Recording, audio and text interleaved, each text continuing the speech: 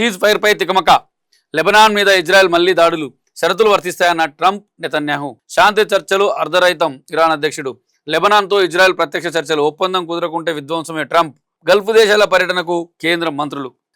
దీంట్లో కూడా cease fire గురించి ఇచ్చాడు. అలాగే పుదుచ్చేరిలో 89.83 పోలింగ్, అంటే ఇదైతే అసోం కేరళలోనూ రికార్డు స్థాయిలో ఓటింగ్. మొత్తానికి 90%, 100కు 90% మంది ఓట్లు వేయడం అంటే మాటలు కాదు. అసలు మన తెలంగాణలో అయితే 50-60% కంటే ఎక్కువ కాదు. కానీ ఇప్పుడు ఓటర్లలో చైతన్యం వచ్చిందా, లేకపోతే రాజకీయ పార్టీ నాయకులు ఓటర్లను ఓటింగ్ కేంద్రాలకు తరలించేటట్టుగా ప్రచారం చేశారా అనేది, వాళ్ళను కదిలించారా అనేది అయితే తెలియదు. కానీ మొత్తానికి అయితే 90% అయితే రావడం అయితే చాలా అభినందనీయం.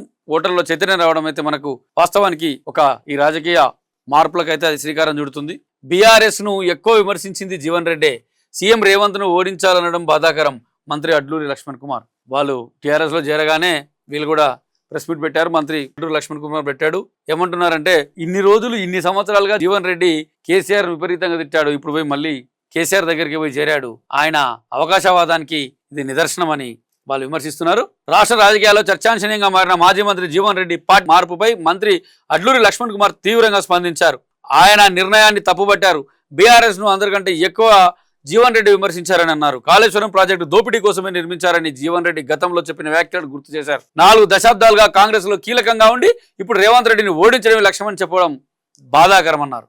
మొత్తానికి వాడి వేడిగా ప్రతి కౌంటర్ ఇవ్వడం అయితే జరుగుతుంది. సైబర్ ఉచ్చులో ఎమ్మెల్యే వికసిత్ భారత్ స్కీమ్ పేరిట దోపిడీ నేరగాళ్లు దాదాపు 10 లక్షల రూపాయలట ఆయన దగ్గర కొల్లగొట్టారంట. అలాగే బీహార్ నెక్స్ట్ సీఎం గా సామ్రాట్. ముఖ్యమంత్రి పదవికి 14 నితీష్ రాజీనామా, నేడు రాజ్యసభ ఎంపీగా ప్రమాణ స్వీకారం. నితీష్ గత 15 సంవత్సరాల నుంచి, అంటే గత 3 విడతలు 4 విడతలుగా ఆయనే బీహార్ సీఎం గా ఉన్నాడు. ఆయనను రాజ్యసభ మొన్న జరిగిన అసెంబ్లీ ఎన్నికల్లో నితీష్ పార్టీకి బీజేపీకి కుదిరిన ఒప్పందంలో భాగంగా 2.5 సంవత్సరాలు నితీష్ పార్టీ, 2.5 సంవత్సరాలు బీజేపీ పార్టీ ముఖ్యమంత్రి పదవిలో ఉండాలి. కాబట్టి 2.5 సంవత్సరాలు కాగానే నితీష్ ని రాజ్యసభకు పంపి ఆయన స్థానంలో బీజేపీకి చెందిన సామ్రాట్ ను సీఎం గా చేరనున్నారని చెప్పేసి వార్తలు జరిగింది. మహిళా కోటకు కేంద్రం గ్రీన్ సిగ్నల్. సవరణ బిల్లును ఆమోదించిన మంత్రివర్గం. మహిళా కోటను త్వరగా తీసుకొచ్చే సవరణ బిల్లుకు కేంద్ర కేబినెట్ ఆమోదం తెలిపింది. ప్రధాని మోడీ నేతృత్వంలో భేటీ అయిన మంత్రివర్గం నారీ శక్తి వందన్ అభియాన్ లో అవసరమైన సవరణలు చేసి రిజర్వేషన్లను అమలు చేసేందుకు అంగీకారం తెలిపింది. మొత్తానికి డీలిమిటేషన్ లో భాగంగా 890 స్థానాలు 97 స్థానాలు పెరగనున్నాయి దేశవ్యాప్తంగా. దాంట్లో 230-40 స్థానాల మధ్యలో మహిళలకు రిజర్వేషన్ కానున్నాయి. ఈ రిజర్వేషన్ ఈ నారీ శక్తి వందన్ అభియాన్ అనే చట్టం ద్వారా వాళ్ళకు 33% రిజర్వేషన్స్ కల్పించడానికి ఈ బిల్లును తీసుకొస్తున్నారు. దానికి కేంద్ర కేబినెట్ ఆమోదం తెలిపింది. ఇంకా దాన్ని రేపు 16వ తారీఖున జరగబోయే పార్లమెంట్ సమావేశాల్లో ఆ బిల్లును ఆమోదించే అవకాశం ఉంది. డీలిమిటేషన్ బిల్ ఫస్ట్, ఈ బిల్లు మహిళా కోటకు సంబంధించిన బిల్లును ఆమోదించేసిన తర్వాత డీలిమిటేషన్ బిల్లును ఆమోదం చేస్తారు.